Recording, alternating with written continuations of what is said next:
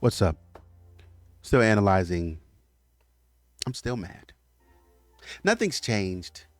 I was thinking over getting a cup of water how delusional somebody has to be to respond in the way that John and Patsy Ramsey are responding.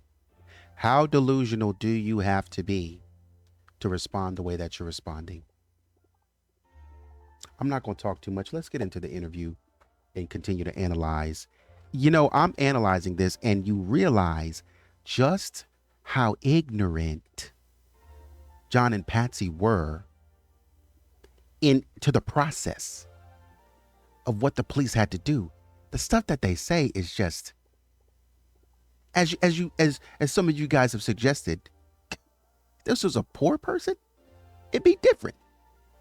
All this pushback and, oh, you can't ask me and blah blah blah. What? That's not a thing. That wouldn't be a thing. That would not be real. Oh, I'm not doing nothing. I'm not going down there. I'm not doing anything. If you could hire a court-appointed attorney, but you can't depend on a superpowered legal team to protect you in the same way, or you wouldn't be able to count on a superpowered legal team so that you could be just flippant about, oh, I ain't doing that. I ain't going up there. I ain't doing none of that. I ain't talking to you. Can't make me do anything. The lawyers allowed you to be as bold as you were. Cases, virtually all of them, I suspect, where there is child abuse in a family, there's a long history. And that's not the case in our family. I have to point out that JonBenet's pediatrician, who had been her pediatrician from birth, has publicly said that he never saw any evidence of sexual molestation. There never have been reports from her school. And yet there is the suspicion. I would have given my life for JonBenet in an instant. I was sorry that I couldn't have done it that night. I didn't ask you that. That has nothing to do with what we're talking about. You giving your life has nothing to do with what we're talking about. We're talking about this inappropriate behavior to JonBenet. Where did that come from? That's what we want to know. Where did that come from? This is the crap that you did in the 1998 interview. There it is. It's consistent. When somebody asks you a pressing question, hey, what about the pineapple? Oh, I don't know. I don't know anything about that. I don't know where that came from. John, we need an answer for this. Lou was like, John, we need an answer. Like, where does this come from? I don't know. It's not my job to answer that. Do you have any idea or motive? Because it's just leading back to you guys. Like, you guys were the only people in the house. We don't have any evidence of anybody breaking in. So we got to figure out what's going on in the house. I don't know. And the suggestions that you come up with are dumb. Oh, yeah, somebody took her downstairs and fed her pineapple and also drank a glass of tea. JonBenet didn't even like sweet tea like that or iced tea like that. What are you talking about? Burke did. Not JonBenet, though. To be accused of harming my child in any way is beyond comprehension. This was a very brutal murder, and yet some of the authorities have said that you staged this, that you loosely tied your daughter's hands, that you put the noose, the garrote, to make it look as if some terrible person had done this, that this whole picture was staged. Well, that's absurd. This was done by a terrible person. The garrote was deeply embedded in JonBenet's throat. Her hands were tightly bound. I couldn't get the knot untied. I tried to get it untied even before I brought her upstairs. The fundamental issue is that no logic has been applied. Had done this, that this whole picture was staged. Well, that's absurd. You see Patsy immediately look over? Oh, that's a pain point. That's a pain point. That is a pain point. You know how we always accuse John of watching Patsy and kind of looking at what Patsy's going to say and nodding and mouthing what she was saying in the January 1 interview. Patsy, I don't remember seeing Patsy do that. That's a pain point. Now she's paying attention to what he's going to say. She's looking directly at his mouth and watching what he's going to say. There's something there. Okay. This was done by a terrible person. And as he's saying, this was done by a terrible, she rises and falls with it. Like, yes, just like we rehearsed it. Done this, that this whole picture was staged. Well, that's absurd. This was done by a terrible person. The garrote was... She got still. She's still right now because she was kind of wavering like this, but then she got incredibly still. She stopped moving. Jaws tightened up a little bit. Eyes became more focused. Deeply embedded in JonBenet's throat. Her hands were tightly bound. I couldn't get the knot untied. I tried to get it untied even before I brought her upstairs. The fundamental issue is that no logic has been applied to any of this case. That ain't the issue. Why would I, for example, have staged this horrible scene and then disturbed it myself, pulled the tape off her mouth, carried her upstairs, tried to untie the hands before I brought her upstairs? If I'd have staged it, I would have wanted the police to see it as I staged it. It's not logical. Makes no sense.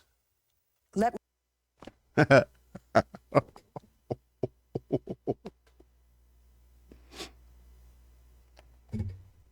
One theory could be that you did that.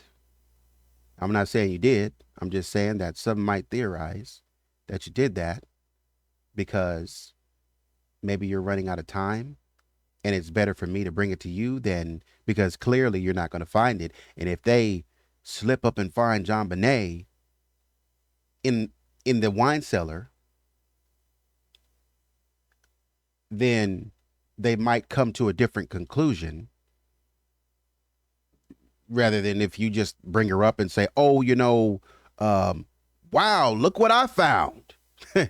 well, look what I just happened to be going through some old photos and look what I came up with. I don't know. The craziest thing is that I just found my daughter in this closet that I didn't even look in this morning. 3 people. Would you think about that? 3 people came down here and none of us looked in that closet. None of us thought to look at that closet somehow. Now I thought to look in it. That people might say, well, I mean, you did that possibly just because you knew time was running out, time was ticking, and eventually you knew somebody might get curious and look in that, and the crime scene there in the closet might be, and what they experienced there might be a little bit different. I mean, you're saying, to be honest with you, you're saying that why would you just set up a crime scene to disturb it? I don't know, John. Why would you run in randomly and take a sheet, a cover off of a couch and just throw it over JonBenet's face while the detective is trying to analyze and assess the situation when she didn't ask you? Why would you do that? That in and of itself, at a very basic level, is crime scene manipulation. You're touching the body and moving the body. Every time the body is moved, it's the crime scene manipulation because she's no longer in. You manipulated the crime scene twice. You did it twice while we were watching you. You did it twice. The freak are you talking about? You did it twice while we were watching you. You bought the fact that you bought the girl. You did it 3 times, 4 times. You try to mess with the noose, manipulation. Stop touching that. You take the tape off of her mouth, manipulation. Stop touching that, please. You're disturbing a crime scene. 2, 3, you start rubbing her hair. Crime scene manipulation. You bring up the stairs. Crime scene manipulation. You throw a cover over her. 5, that's crime scene manipulation. Patsy picks her up and puts her to her chest and her cheek. That's crime scene manipulation. 6 instances of crime scene manipulation. So when you say, how can people say, why would I do that? I don't know, because I see you do it 6 times. Let me give the motive that is ascribed to you, Mrs. Ramsey. Okay.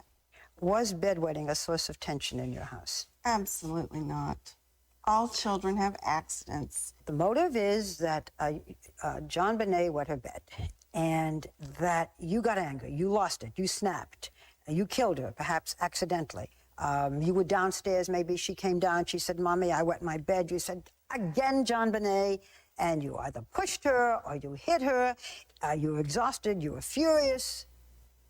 You did it. First of all, we know from the evidence that this was a premeditated murder. The way in which she died, the garrote that was around her The neck, noose. the You could have done it. You could have gotten nervous, and afterwards you could have done it. You could have awakened your husband and said, I did this terrible thing, John, and now we have to stage this. You know people have said this. Of course they've said it. But would you have a child, would you get up in the middle of the night and slaughter your child? We're parents, we love our children. No. What do you say when people say you just snapped? I mean, you know, whatever it was, something went wrong, you did this terrible thing, John then helped you, you staged this whole thing. It's not. Where's the evidence? Don't talk to me about your child. See, that's what I'm saying. It's constantly no evidence. It's just an appeal to your humanity. You're a parent. Would you do this? I mean, I love my children, so I mean, I don't have kids, but if I did, I mean, I love my children, so me probably not. But I mean, that didn't stop Susan Smith at this point from doing it. I mean, tale as old as time. Parents have done this before. Why do they do it? We don't know. But it's been done. It's been done. How do you think we know to look in dumpsters? Because it's been done. People do the wildest things to their children and to their family members. It's been done. Maybe you don't even know that she did it. It's impossible. I mean, it's absurd. I'm asking the questions you know. I know. People have said these are the 2 major motives. Either you sexually molested her or you snapped because primarily Let me she was tell you bedwetting. something. I'm a cancer survivor of stage 4 cancer. Okay. John has lost a child in an automobile accident. That completely changes your outlook. When you are standing on the brink of death with a terminal illness, your priorities suddenly line up in a row, and you know exactly what the important things are in life. And bedwetting is totally insignificant. I love my children. I wouldn't harm them for anything in the world. Now, I don't know how you answer someone that continually accuses you of some absurd notion. That's real. Did either of you for a moment suspect each other? No, Not That was real emotion from Patsy. absolutely not minute. for a microsecond. Tom Haney, who was the homicide detective from Denver, asked me that very question in my 3-day interrogation. After 3 days of listening to him hammer me, I said, don't even go there. If I thought for one moment that JonBenet Ramsey was murdered by her father, we wouldn't be having this interview right now. 3 other family suspects were cleared by the police investigation. 9-year-old Burke Ramsey did not have the strength police believe the murder required or the ability to write the ransom. Don't even go there.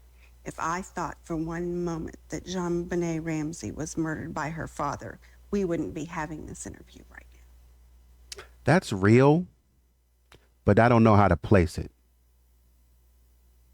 And I don't know why she stumbled over the name JonBenet. When she said, if I thought for one second, John, what were you going to say? Like, that's what I'm saying. That's real because you can see her face naturally progressing and sort of, I call it swelling. It's naturally progressing into more anger. She's getting, as she's remembering the conversation, she's getting angrier. at the moment. So that's real. That's possibly a real scenario. If we go back and look at the transcripts, probably an actual scenario that, she's probably paraphrasing maybe, but it's an actual scenario in which she kind of looked at him and said, "Do you think we would be having this conversation?" And she meant it. If it was John's, I think maybe she really means that. Maybe she would have turned John in for a second. So that's fine. 3 other family suspects were cleared by the police investigation. 9-year-old Burke Ramsey did not have the strength police believe the murder required or the ability to write the ransom note. John Ramsey's older son and daughter were not in Colorado that night. The police continued to focus on the parents. Another major factor, the ransom note. The ransom note was written on a pad and a pen from your home. And the question is, if the intruder was planning to write a note, why wouldn't he or she have brought their own pad and paper? They knew that the less they brought in the house, the better. But they planned to write a note Apparently. before or after the crime? I think the note was written before the crime was committed. What has thrown great suspicion on you, Mrs. Ramsey, as you know, is that... That was a good question. Because John didn't really answer the question, and Patsy was about to step in for him. We don't know what that's what I'm saying. These are assumptions by John. We don't know what the intruder knew. He knew to bring as little as possible. So he didn't plan to write a ransom note. So he didn't plan to kidnap JonBenet. He decided maybe not. That's what I'm saying. That seems disorganized. That is disorganized. Everything that we've seen and heard about this intruder is just unorganized. That doesn't make sense. Why would he be like, oh, you know what? I want to write a ransom note, but I'm not going to bring any pen and pad. So I can spend time trying to figure it out. Why would I do that? Only to get there and sit down and write it? Why would he do that? That does not make sense. That's illogical. If we want to talk about a lack of logic being applied to the scenario on the part of the police, let's talk about it being applied on the part of the Ramseys, because that makes no sense. Why would he come to why? Okay, he knows he's going to kidnap JonBenet, but he decides to wait to the spur of the moment to get motivation, to get inspiration. Oh, I don't know what I'm going to say now, but when I show up, I'll know when I see the house, I'll know what I want to say then. When have you ever heard any kidnapper do that? Just wait until he shows up? That's dumb. Why would he do that? Why would he do that? That doesn't make any sense. Come on. Some handwriting experts have said that there's a similarity between the writing on this note and your handwriting. This has been inconclusive, but the similarity of the handwriting is the strongest piece of evidence implicating you. Well, if that's the strongest, then there's not much of a case, because we have had handwriting experts to look at my handwriting as well. And on a scale, I believe, of 1 to 5, with 5 being a totally incomplete match, I was rated at a 4.5. So there's very little. In fact, law enforcement sources in Boulder, Colorado, told me that media reports of similarities between Mrs. Ramsey's handwriting and the ransom note are, quote, grossly exaggerated. One of the questions is, what reason would a kidnapper have for leaving behind both the ransom letter and the body? I hope to ask the killer that someday, face to face. We believe that this was a kidnapping originally that went bad. Now, this person, this creature, its mind doesn't work like ours. It's boiling. So whatever was going through this creature's mind, we can't logically analyze and explain. Another indicator of your possible guilt to the police and the FBI is time. It said that only you two had the time and the opportunity to commit the murder, use the noose, this garrote, carry the child downstairs, write a 2.5-page ransom note without the fear of being detected. If it were an intruder, this intruder would be afraid that you would wake up, that Brooke would wake up. And yet, all this time, this takes time. We believe that this killer came into our home while we were gone, waited, was there when we returned. Waited hours. Waited hours. Had plenty of time to write a ransom note. When you were asleep. When we were asleep, or perhaps before we even came home. We would have been gone for 3 to 4 hours. That is plenty, ample time to find their way and learn their way around the house. And be in the house when you return? Yes. Does it sound possible that a killer would sit for hours and hours in your house? That house was so rambling. There were so many hiding places. Really? He could be hidden for a week and we wouldn't find him. The intruder theory is the major point of debate in. I don't know if that's true. It's a big house, but I don't know if he could be hidden for a week and not be found. Because as far as I'm aware of, John and Patsy used every part of that house. For real, for real. I mean, think about it. John and Patsy used their room. They used their showers and their closets. Where did he hide up there? John had a study upstairs. They used that. Can't hide in the garage because they use that every day. You can't hide in the breakfast nook because they eat there every day. I mean, you can't hide in the kitchen. They're there every day. You can't hide in the basement. They're there quite often. You know what I mean? Using every part of the house. They're bringing kids over and the kids are exploring every part of that basement. So you can't hide there. Patsy's packing in John Andrews' room. Can't hide there. The only place, can't hide in Burke's room, can't hide in JonBenet's room, can't hide in the bathrooms. The only place that you could hide would probably be in Melinda's room.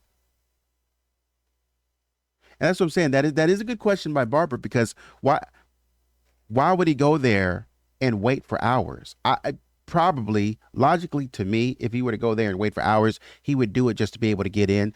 And I would rather, if I'm going to commit a crime and I know that, I would rather go ahead and be in position to commit it rather than have to hope that I can get in. You know, I'd rather get in and kind of get my feel around the house or whatever and so on and so forth. But that would mean that this person planned it. That would mean that they had a pretty good handle on planning. They wouldn't need it. Obviously, they planned it very well. They knew they didn't know the house. And so obviously that seems like somebody who is prepared. I don't know the house, so I need to get there and study the house before these people come home. I've done my homework to know that they're going to be gone for 3 or 4 hours, so I can get there, understand the lay of the land. This is not somebody who just randomly shows up and like, well, we'll see what happens. This is somebody who says, I need to know the lay of the house. I need to know where everything is. I mean, for Christ's sakes, the person supposedly made JonBenet pineapple and drank a glass of tea. They got to know the lay of the land here. They supposedly used a bat that belonged to Burke. They got to know the lay of the land. That means they snuck in, and Burke is saying, and John and Patsy are saying the bat is outside in the yard. This person had to sneak in and then say, you know what, I don't have what I need out here. And they had to walk outside of the butler's kitchen or however they got outside, they had to walk outside and go pick up the bat and bring it back in because it had carpet fiber on there. They had to walk around and figure out what tools they needed. They had to sit down and make the garrote. They had to sit down and write the ransom note. That's what I'm saying. That's preparation. They had to walk upstairs and they had to find John's paycheck stubs so they can see how much they wanted to demand. It sounds stupid, doesn't it? That sounds dumb. If a person is doing that, then they're pretty much trying to be prepared for anything that comes their way. Don't you think they would have bought their own notepad?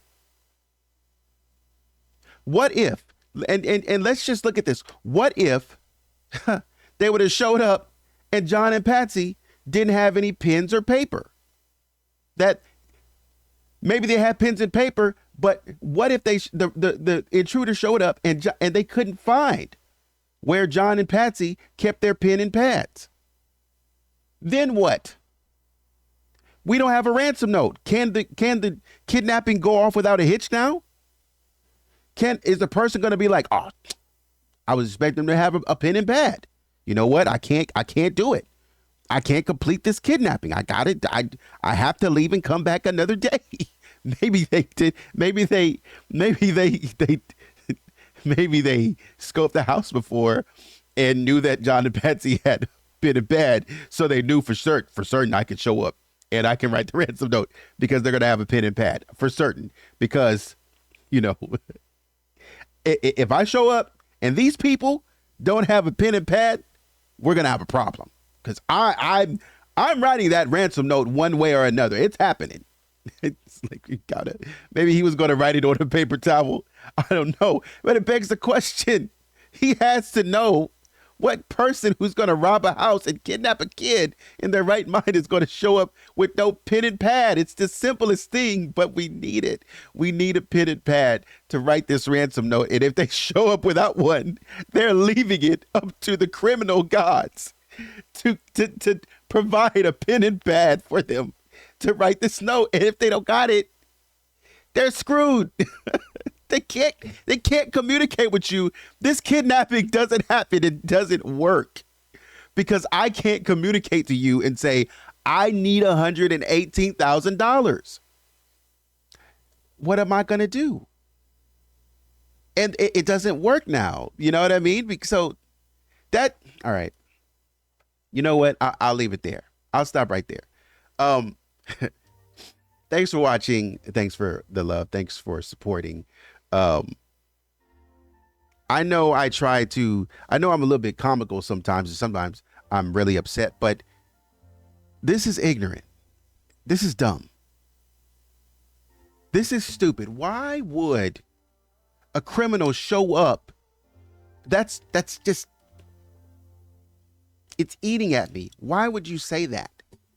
And say that a criminal is going to show up without one of the key pieces, and I guess it's just because it's one of the key pieces that is necessary to complete the kidnapping. I need this in order to communicate with these people something very serious, something very important. And if I show up and it just doesn't happen to be there, you're going to leave it to happenstance.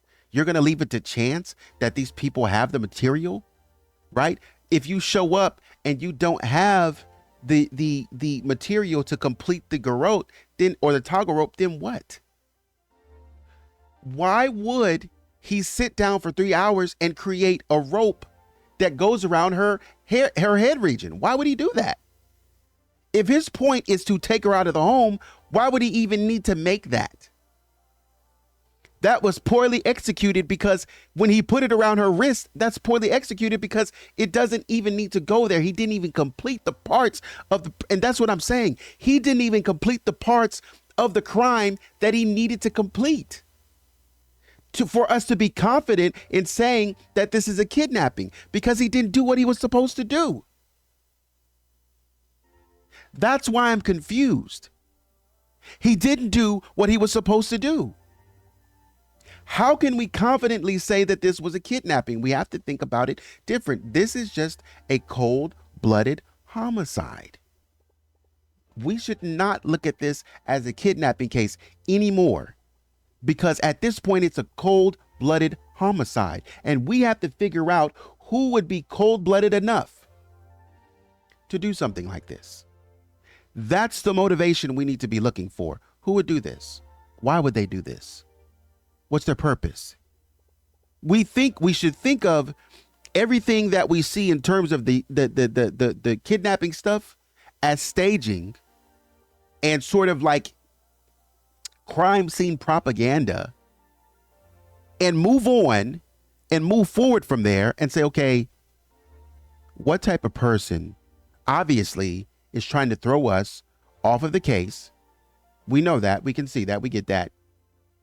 What type of person is trying to throw us off of the case, and why?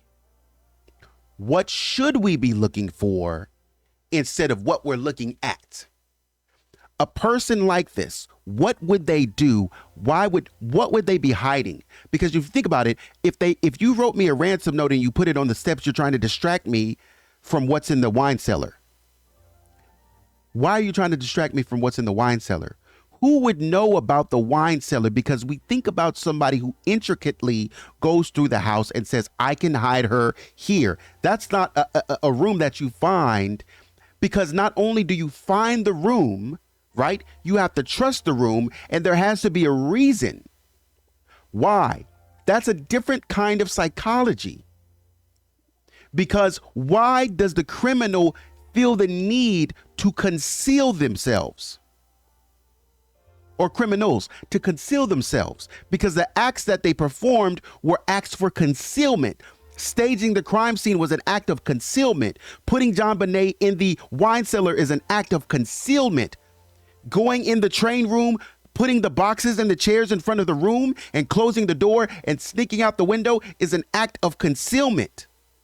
Those are 3 acts of concealment. This is now a pattern that this criminal or these criminals are exhibiting consistently in order to protect themselves and conceal themselves. Why is this person needing concealment if they're saying, if we're to believe that they originally came to take JonBenet out of the house,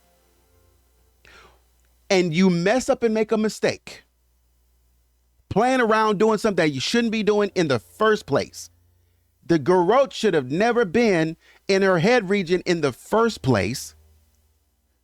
For some strange and odd reason it was. I mean, who gets close to the finish line and starts gloating? You don't see that. Some people do that, but you don't see that a lot. This is essentially what we're talking about. This criminal got to the finish line and started gloating and said, and the way in which they started gloating. Who would do that? Why? Because they get to the finish line and they say, I'm almost out of the house. I got her in the basement. I have her tied up, tape around her mouth, which it wasn't, tape around her mouth. We're ready. We're right in front of the door. I can see the light at the end of the tunnel. And for some reason, I stop and I take the garrote and I put it around the head region. Why? You're almost out of the house. You're that much closer to $118,000. Who would do that? And then you make the mistake, you mess up, she dies, and then you try to hide her. If you're that scared and that afraid, why would you need to hide her body? You would just leave. If you're, because that means that you committed the crime outside of the train room because you're going into the train room to close the door. And so I can just put her over here in the wine cellar because we have the urine stains over by the wine cellar, so we know it took place over there somehow, some way.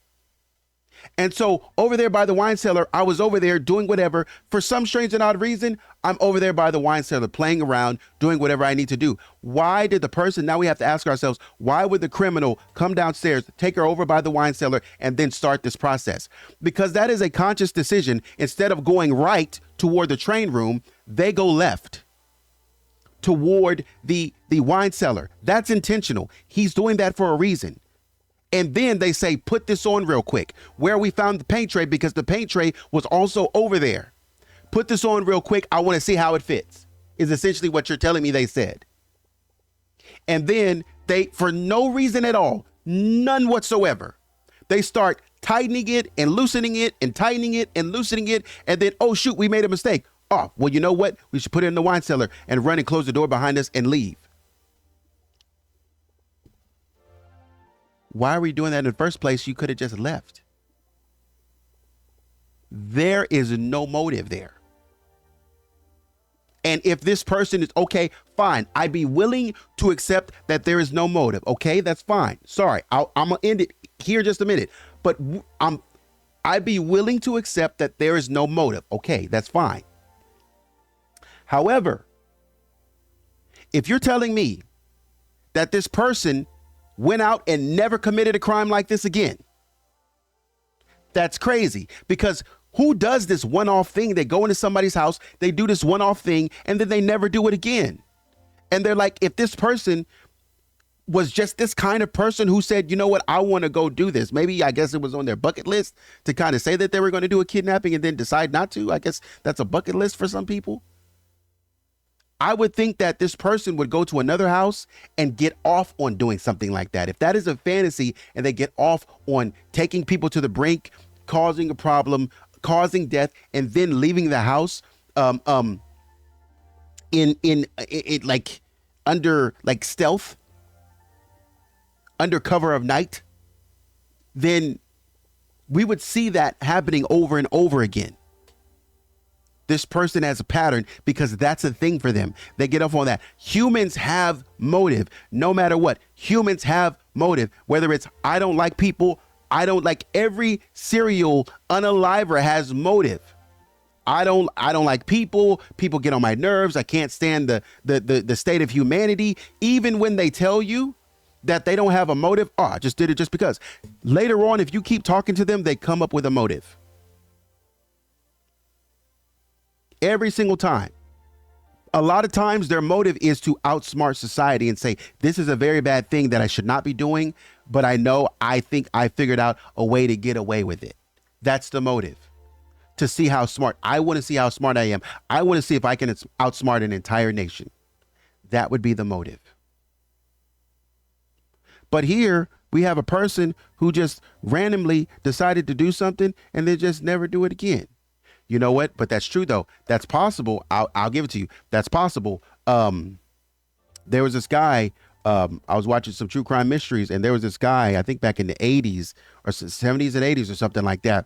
And he was a military guy. And one night, you had a gentleman. He was off on vacation. The husband was out, on a business trip. And he called and he said, hey, look, I can't get a hold of my wife, and could you guys go check on her? And the police were giving him trouble. Oh, he was in Hawaii. The police were giving him trouble. And they were saying, well, you got to call Honolulu police or Hawaii police first. And then they got to put in a request. And he got frustrated. So he called her best friend and said, could you guys go over and check on my wife? I can't get to her.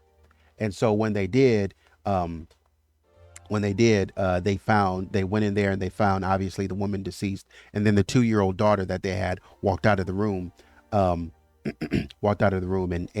they picked her up, and she had been there for like a day or two or something like that. Her diaper was soiled, and later on, after years of trying to find this person, what had happened was there was an army guy. They were close to a military base. There was this military guy who came in. The door was open. I think he just was mentally ill at the time. I think he was trying to say he was mentally ill at the time. The man had went off and had a wife and kids. He had went off and got married and had kids. And he said, man, if it weren't for my wife and kids, I'd have been doing this.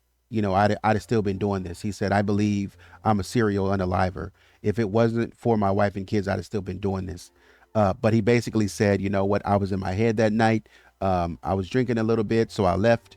And, I went out and, I was checking the doors, and I went through, and I think her door was open.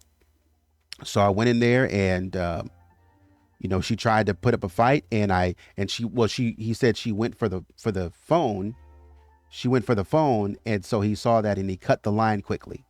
She went for the phone to call 911, and he cut the line really quickly. And then from there, he started with the attack and stuff like that. And then he walked out of there, went back to the army base, went back to the barracks, and he never did it again. It just never came up again. Obviously his wife and kids didn't know. And 30 years later, when they kind of worked backwards with genetic genealogy, then they were able to find him. So in the case of the JonBenet Ramsey case, it's possible. And that's, I'm not going to sit here and say it's not possible that somebody walks out the door and they say, I got this thrill one time, but it's a little too risky for me. I'm not going to say that could not be the case. But all I'm saying is that the probability of, even in that case, I'll say this and I'll shut up. Even in that case, the motivation there, even in that case, the person has a clear motive of, I was going to continue to be a serial unaliver, but my life changed and I got married. But that was direct. He comes in, there's not a lot of movement in the house. We can see what happened, right? Person came in, there is a struggle, there's a scuffle, you can see it on her body. The defensive wounds and everything. And so when we sit him down and he explains, what he did, then we can see that. Yeah, we see that on her. You explain that perfectly. Yeah, and he said, yeah, I think she had a child over here and so on and so forth. And I left her there, blah, blah, blah. So we can see directly that he came in.